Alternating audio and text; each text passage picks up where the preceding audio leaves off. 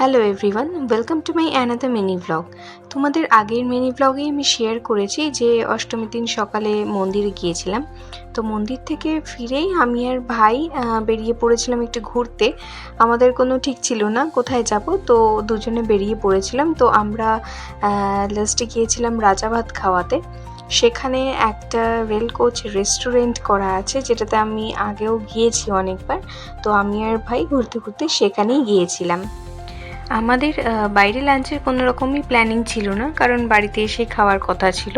তো দুজনে মিলে জাস্ট একটু ঢুকেছিলাম এখানে, আর বাইরে এতটাই গরম ছিল তো একটু রেস্টের জন্যই আমরা ঢুকেছিলাম। দুজনে দুটো মশলা কোক নিয়েছিলাম, খেয়ে আবার সেখান থেকে আমরা রওনা দিয়েছি।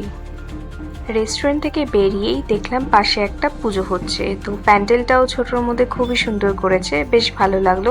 তাই ভাইকে বললাম যে চল সেখান থেকে একটু ঘুরে আসি।